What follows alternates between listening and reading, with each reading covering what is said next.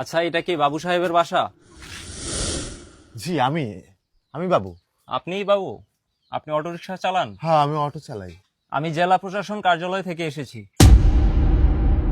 জেলা প্রশাসক কার্যালয় থেকে আইছেন মানে? আমি কি কোনো অপরাধ করছি? আমি কি কোনো ভুল করছি? দেখুন, অপরাধ করেছেন কিনা সেটা জানি না, তবে আমাদের এই জেলা প্রশাসন কার্যালয় থেকে নতুন এসপি সাহেব আপনাকে আগামীকাল সকাল 10টা বাজে দেখা করতে বলেছে। কেন এসপি স্যার আমাকে দেখা করতে বলেছে? হ্যাঁ বৃষ্টি, আচ্ছা স্যার, আমরা কি কোনো ভুল করছি? নাইলে জেলা প্রশাসন থেকে এসপি স্যার আমাকে ডাকলো কেন স্যার? হ্যাঁ স্যার, আমিও তো কোনো কিছু বুঝতেছি না স্যার। আমি কি কোনো ভুল করছি স্যার? দেখুন, অপরাধ করেছেন কিনা সেটা তো আমি জানি না, তবে আমাদের নতুন জেলা প্রশাসন মন্ত্রণালয়ের নতুন এসপি স্যার উনি আমাকে বলে দিয়েছে যে আগামীকাল সকাল 10টা বাজে আপনারা প্রশাসন মন্ত্রণালয়ে গিয়ে দেখা করবেন। আর আমাদের স্যার কিন্তু খুবই টাইম মেনটেন করে চলে। আপনারা অবশ্যই নির্ধারিত সময়ে প্রশাসন মন্ত্রণালয়ে গিয়ে দেখা করবেন, এটা আমাকে বলতে বলেছে, যেটা আমার কর্তব্য।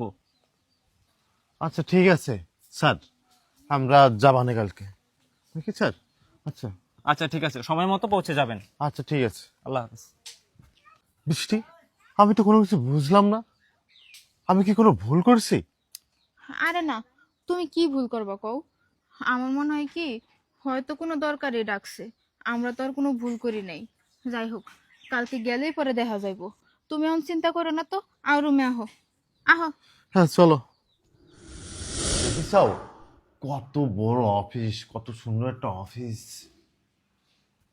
কিন্তু এই এসপি স্যার আমাদের এখানে ডাকলো কেন? আমিও তো সেটাই বুঝতে পারতেছি না। আচ্ছা, তুমি কি কোনো অপরাধ করেছো? কি বলো তুমি? আমি সারাদিন গাড়ি চালাই, গাড়ি চালাই, সন্ধ্যের সময় বাসায় যাই। আমি কি অপরাধ করব? তুমি চেনো না আমাকে? আমি সহজ সরল একটা মানুষ, গ্রামের। তাহলে কেন যে আমাদেরকে ডাকলো, আমি কখনো কল্পনাও করতে পারিনি যে আমাদেরকে এত বড় একটা অফিসে ডাকা হবে। কেন ভাবি?